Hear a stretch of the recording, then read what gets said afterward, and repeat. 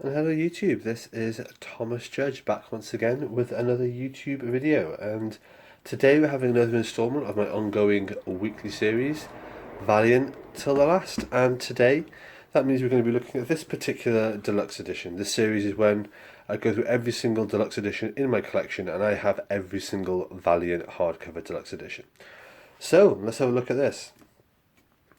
Already slightly unusual off the bat, this is an early era Valiant Deluxe Edition, so at the same time this was coming out, other deluxes were coming out with the distinctive format that we're used to, with a side banner and a top banner and so on.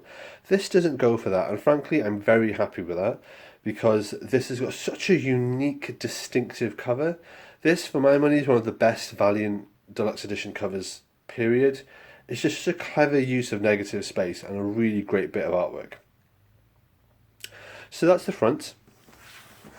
When we get to the spine, we get to a much more conventional Valiant spine for this era, and again this kind of highlights that it is a Valiant spine of the sort of more earlier conventional era, because it has this layout. As we've seen in later Valiant Deluxe editions, it all goes a little bit a bit of a difference in terms of how they do their spines, but at this point it's the usual thing. It's turquoise, slight diagonal hatching, and deluxe edition. No number, because this is the only Dr. Mirage Deluxe Edition. The back, again, quite conventional, a few awards, some blurbs, standard splash. One thing I will say, I did say in my last video, this was called something like The Life and Death of Dr. Mirage. No, it's not. It's The Life and Death of Toyo Harada, which is a series we've talked about a couple of times. This, of course, is the Death-Defying Dr. Mirage. So, looking inside on the dust jacket French flaps, we've got a standard French flap here. And we've got a standard French flap here. You can hear the creaking of that spine. I have stretched this hardcover, but that said, I've only read it the once, so it is a little bit creaky. So that's our dust jacket. Let's get that out of the way. And what we have here is our Dr. Mirage hardcover. So you can see there, it's silver foil debossed in, which is nice.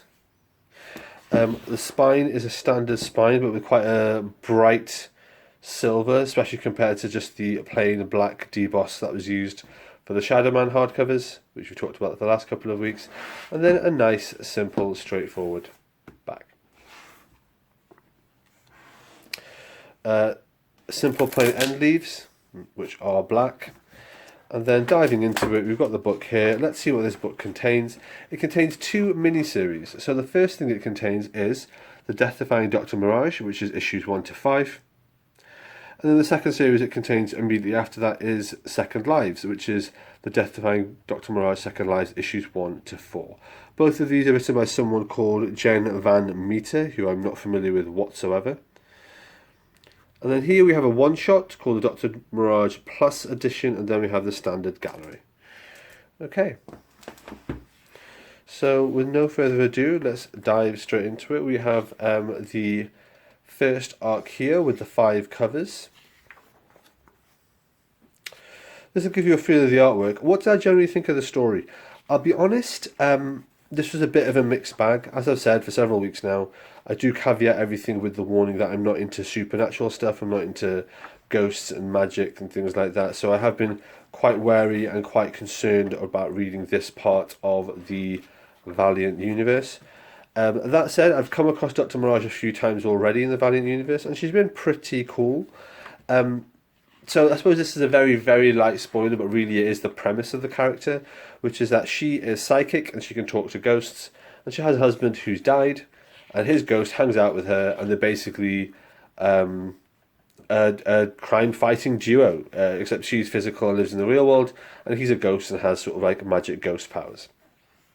So that's something I was quite familiar with as a concept, both from the back of the blurb, of if you just look at anything to do with Dr. Mirage, that's the tagline, it's her and her undead husband. And also from having read other bits of Dr. Mirage in the Valiant universe, I am very aware that's the dynamic. That said, this first series, the Death-Defying Dr. Mirage, hasn't got her and her husband. This first series is much more about her getting to the point that her husband, this is a flashback, that's the dude and he's still alive. It's about her and her husband, about her husband being dead and her eventually finding and connecting with his ghost. So really, it's more of a prologue to the contrivance of the character that I'm familiar with from other stuff that I've read. That said, is it any good?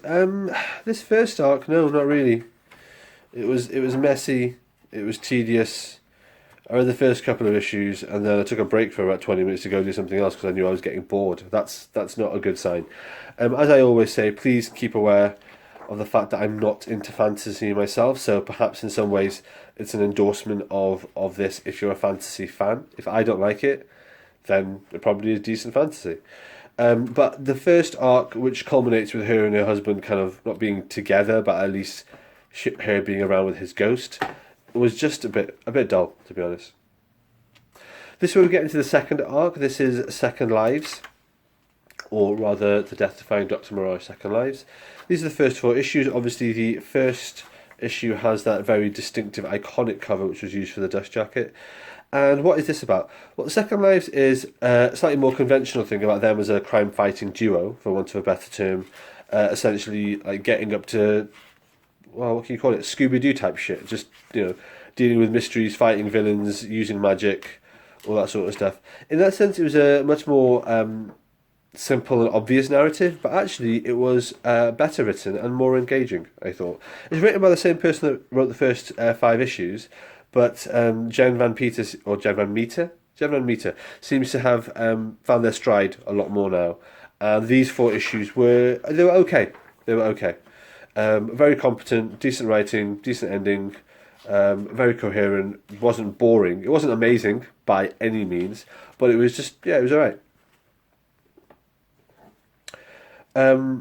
Right, it's get a feel of the artwork here, as you can see. It's very competent, and the writing, at least for the second arc, is pretty competent as well. That takes us into the Plus edition, which has this distinctive cover, if you can see it. So I have no idea how someone would get hold of this as a single issue, to be honest, because the Plus edition, I don't really know much about it. It's clearly some kind of promotional thing. It's not a full-length comic. In fact, it's not really a comic.